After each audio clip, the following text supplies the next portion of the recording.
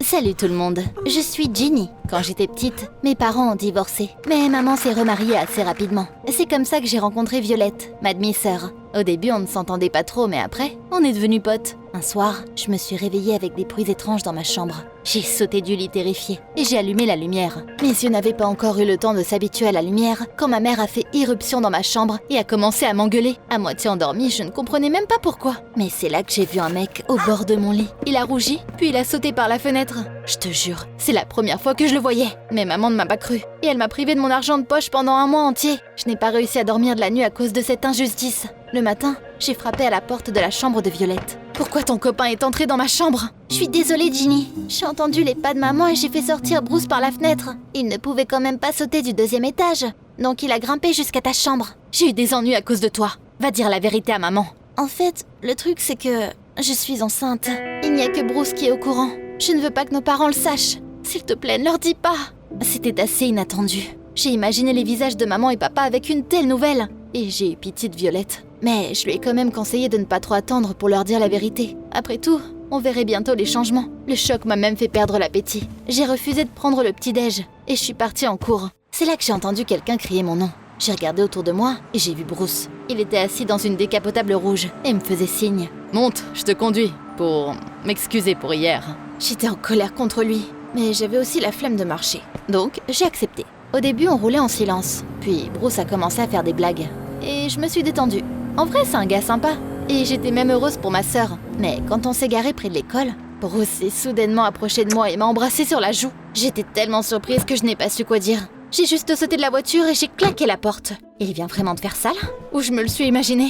Non, non, non, non, non. Il l'a vraiment fait. J'ai passé ma journée de cours complètement stressée. Sarah, une de mes amies, a fini par me demander ce qui se passait. Quand je lui ai expliqué, elle m'a dit que je devais tout dire à ma sœur. J'ai décidé que c'était en effet la bonne chose à faire. Et quand je suis rentrée à la maison, j'ai tout exposé à Violette. Mais à ma grande surprise, elle s'est contentée de rire. Arrête de t'inventer des choses, Bruce m'aime. Tu n'as tout simplement pas de copain, donc t'es jalouse. Là, elle m'a vraiment énervée. Je ne voulais pas rester à la maison avec ma sœur naïve. Donc je suis allée au centre commercial pour me changer les idées. Le shopping m'a aidée. Je me sentais mieux. Et j'ai décidé d'oublier ce qui s'était passé, pour ne pas inquiéter ma sœur enceinte.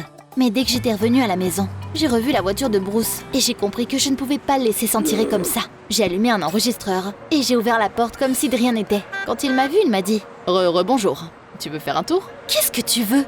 Violette t'a tout dit. Je m'en fiche, je t'aime bien quand même. J'ai serré les poings et j'ai couru dans la maison. Ma sœur faisait quelque chose sur son ordi portable dans sa chambre. Je l'ai fermé et j'ai joué l'enregistrement. Alors, tu me crois maintenant? Violette a enfoui son visage dans l'oreiller, puis elle a fondu en larmes. Elle tremblait de partout. J'ai essayé de la calmer, mais je n'y arrivais pas. Je me sentais tellement mal pour elle que je lui ai suggéré de punir Bruce. Au début, Violette a refusé, mais ensuite elle a levé les yeux de l'oreiller et m'a dit « Eh bien, il a une faiblesse, sa nouvelle voiture. » Ma sœur m'a donné l'adresse de Bruce, et j'ai commencé à réfléchir à des moyens de faire quelque chose à sa voiture. Au final, je n'ai pas pu trouver une meilleure idée que de rayer sa peinture. Le lendemain, pendant toute la journée à l'école, j'étais terriblement stressée et j'ai fini par exploser contre un pauvre nerd. Fred est venu me voir à la cafétéria et il m'a proposé un rendez-vous sur un toit après les cours. J'avais le vertige. J'ai regardé le gars, assez brutalement on va dire. Son timing était horrible. Plus le temps passait, plus j'avais peur. Pendant le cours de sport, j'étais constamment à bout de souffle et je suis arrivée à la ligne d'arrivée en dernier. Même le prof était déjà parti. Je suis arrivée dans le vestiaire vide. J'ai pris une douche et j'étais sur le point de me changer. C'est là que j'ai vu des vêtements bizarres à la place des miens. Je les ai dépliés et j'ai tout de suite tout compris. C'était le costume de la folle Jinx de la famille Arcane. Fred était tellement fan d'elle que tout son sac était couvert de badges avec le visage de Jinx. Je n'avais plus aucun doute.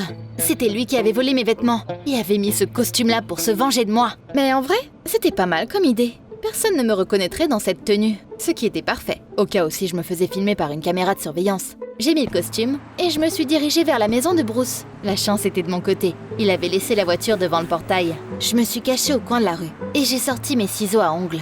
Mais c'est là que j'ai entendu un gros bang. Des feux d'artifice ont explosé sur la banquette arrière. De la fumée a commencé à s'en échapper. Bruce est sorti de la maison en courant, a attrapé sa tête entre ses mains et s'est lentement affaissé sur la pelouse. La panique m'a saisie. Il fallait que je sorte de là, et vite. Mon cœur battait la chamade pendant que je courais chez moi. J'avais hâte de tout dire à ma sœur. Je suis arrivée dans sa chambre. J'étais au coin de la rue et il y avait une voiture, des feux d'artifice. Un cauchemar. Qu'est-ce que t'as fait? Je pensais que tu allais juste rayer un peu la voiture. T'es allée trop loin. Ma sœur ne m'a plus cru. J'ai essayé d'expliquer ce qui s'était vraiment passé, mais elle m'a tendu sa tablette en silence. Une chaîne de télévision locale diffusait une vidéo de quelqu'un dans la même tenue que moi, jetant des feux d'artifice dans la voiture. Après un peu de temps, le feu d'artifice a explosé. Le coupable était recherché par la police maintenant. J'avais les larmes aux yeux. Quelqu'un m'avait piégée, mais il n'y avait que ma sœur qui était au courant. Et si c'est toi qui as fait ça? Pourquoi tu m'as piégée? Hé, de quoi tu parles? Je voulais punir Bruce moi-même. En plus, je suis restée à la maison toute la journée. Si tu me crois pas, demande à nos parents. Violette m'a dit que je devais me changer et m'enfuir d'ici. Après tout, c'est là que la police viendra en premier après avoir compris que c'était moi. C'est à ce moment-là que quelqu'un a frappé à la porte de Violette. On a entendu la voix de maman. Je n'avais pas le temps de me changer, donc j'ai sauté par la fenêtre et j'ai couru dehors. La dernière chose que je voulais faire, c'était d'impliquer mes parents. J'ai décidé de gérer toute cette situation bizarre moi-même. Je ne savais pas juste où me cacher de la police pendant qu'ils me cherchaient dans toute la ville. J'ai erré dans des rues vides. Mais il a vite fait nuit et j'ai commencé à avoir peur. Je me suis installée sur un banc sur une petite place éclairée et j'ai vite commencé à m'endormir. Puis à travers un rêve, j'ai entendu des voix. Par ici, je la vois. J'ai ouvert les yeux et j'ai vu les policiers s'approcher de moi. J'ai bondi et j'ai couru dans la direction opposée. Tous brouillés devant mes yeux à cause de la peur et des larmes. Je ne savais pas combien de temps s'était écoulé, mais je me suis retrouvée à côté d'une déchetterie. Quand j'ai vu une montagne de cartons vides, je me suis cachée derrière eux et j'ai retenu mon souffle. Ouf, je les avais perdus visiblement. C'est là que quelqu'un a braqué une lumière sur mon visage. J'ai fermé les yeux et j'ai couvert mon visage de mes mains. S'il vous plaît, monsieur, ne m'arrêtez pas, je n'ai rien fait. Je ne suis pas coupable. Tu ne devineras jamais ce qui s'est passé ensuite. Le policier a commencé à parler, avec la voix de Bruce. Ne t'inquiète pas, donne-moi ta main. Bruce, je jure que je n'ai pas touché à ta voiture. Je te le jure. Ginny, je ne t'en veux pas. C'est juste que tu te rappelles de rien. Violette m'a dit que tu as des problèmes à la tête. Amnésie, si je me souviens bien. J'ai soudainement eu l'impression de rêver. De quoi tu parles? Quel problème? Et puis Bruce m'a dit quelque chose de tellement fou. Je suis en études à l'académie de police. Il y a un mois, Violette est venue à nos cours de préparation. Elle voulait tellement s'impliquer qu'elle m'a demandé de devenir son tuteur.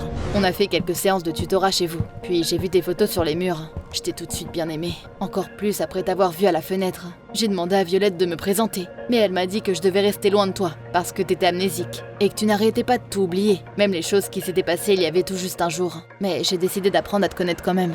J'étais tellement choquée que j'ai même arrêté de cligner des yeux. Après avoir récupéré un peu, j'ai dit toute la vérité, du début à la fin. À propos de la grossesse de ma sœur, de mes doléances et, évidemment, du feu d'artifice qui m'avait effrayé autant que lui. On a vite compris que c'était Violette qui m'avait menti, puis piégé. Il ne restait plus qu'à découvrir pourquoi elle l'avait fait et qui avait réellement détruit la voiture de Bruce. On a pris un taxi pour rentrer. J'ai ouvert la porte de la chambre de ma sœur avec un coup de pied. Elle se vernissait les ongles comme si de rien n'était. J'étais tellement en colère que j'ai attrapé une bouteille de vernis à ongles et je l'ai versée sur sa tête. Avoue tout maintenant. Mais cette fois, dis-moi la vérité. Violette a eu les larmes aux yeux. Puis elle a baissé les yeux au sol et m'a dit « J'ai entendu nos parents parler l'autre jour et j'ai découvert qu'ils ne pouvaient payer les frais de scolarité que pour une personne. Ils ont décidé de donner l'argent à toi. Après tout, t'as toujours été plus forte à l'école. À ce moment-là, je te détestais plus que tout. Tu ne sais pas combien de temps ça fait que j'ai envie d'aller à l'académie de police. J'ai décidé de prouver à maman et papa que j'étais digne aussi. J'ai donc rencontré Bruce au cours de préparation et je suis tombée amoureuse de lui. Mais c'est toi qui l'aimais. Je ne pouvais pas accepter ça. Tu m'avais enlevé ma chance d'aller faire des études et d'avoir un potentiel copain. C'est pourquoi j'ai décidé de me débarrasser de toi. Je ne savais juste pas comment. Mais un jour, j'ai rencontré une fille à l'académie. On a commencé à discuter. Apparemment, elle était dans ta classe. Et c'était la sœur de Bruce. C'est Sarah. Ce jour-là, ses parents lui avaient demandé d'apporter le dîner à son frère. Je pensais me rapprocher de Bruce grâce à Sarah. Mais c'est là qu'elle m'a dit qu'elle le détestait. Leurs parents lui avaient offert une voiture pour son anniversaire. Et elle n'avait eu qu'un journal. La misère commune nous a unis. Donc on a élaboré un plan pour vous punir tous les deux. Un jour, pendant que Bruce et moi étions dans ma chambre, on a entendu les pas de maman. J'ai dit que maman ne comprenait toujours pas pourquoi il était là. Et je l'ai fait sortir par la fenêtre. J'ai menti en disant qu'il y avait une chambre d'amis vide à côté de la mienne. Et puis, j'ai envoyé maman dans ta chambre, exprès. Elle a vu Bruce sur ton lit et t'a puni. J'espérais que maman et papa décideraient de payer pour mes études. Mais ils ont juste pris ton argent de poche. C'est donc là que j'ai décidé de faire quelque chose de grandiose. J'ai menti à Bruce. Et je lui ai dit que tu n'étais pas bien dans ta tête. Et je t'ai menti à propos de ma grossesse. Pendant que t'avais pitié de moi, je t'ai suggéré d'amocher sa voiture. Tu ne voulais faire qu'un petit truc. Mais j'avais besoin de quelque chose de plus que ça. Quelque chose qui te ferait quitter la maison pendant longtemps. On savait que tu serais blessée ce jour-là. Donc Sarah a dit à ce nerd, Fred, de t'inviter sur un toit. Tu es très prévisible, petite sœurette. Tu as craqué sur le pauvre type qui ne savait même pas à quel point tu aurais le vertige. Après le cours de sport, Sarah a préparé le costume de Jinx. Tu as blâmé ce pauvre Fred pour tout, comme on avait prévu. Eh bien, Tout était facile après ça. Sarah a mis exactement le même costume de Jinx, a planté des feux d'artifice dans la voiture de Bruce, puis les a déclenchés pendant que t'étais derrière la clôture. Quand la police est arrivée, Sarah t'a décrit en détail. Ils ont utilisé les caméras pour te traquer. Mais je ne pensais pas que Bruce te trouverait ou que tu parlerais. Tout devait se terminer différemment. Bruce m'a tapoté l'épaule pour m'encourager. J'ai quitté la pièce en silence et je suis revenue quelques secondes plus tard avec des documents. Regarde, c'est ma bourse. Une fac a découvert mes projets et m'a proposé de payer mes études. Je n'ai même pas besoin de l'argent, mais je n'ai surtout pas besoin d'une sœur comme toi. Ce jour-là, j'ai perdu ma sœur et une amie. Violette m'a supplié de lui pardonner plusieurs fois, mais je faisais genre qu'elle n'existait pas. Pas plus tard que ça, elle a pris ses affaires et a emménagé avec un gars. Bruce est aussi parti de la maison de ses parents. Il a été diplômé de l'académie et est devenu policier. Et maintenant, il économise pour une nouvelle voiture. Il a maintenant un appartement pas loin de chez moi. D'ailleurs, il m'a récemment demandé en mariage. Et on se prépare pour l'événement. J'ai appris par ma mère que Violette était tombée enceinte de son nouveau petit ami et qu'elle a dit au revoir à son rêve d'aller à l'académie de police. Il y a quelques jours, elle est venue chez nous avec une petite fille dans les bras. Elle l'avait nommée Ginny pour moi. Violette a fondu en larmes et m'a demandé de lui pardonner tout ce qu'elle avait fait. Je pouvais pas lui pardonner tout de suite, mais je pense que je pourrais le faire avec le temps. Et toi, c'est quoi ta relation avec tes frères et sœurs? Dis-moi dans les commentaires en dessous.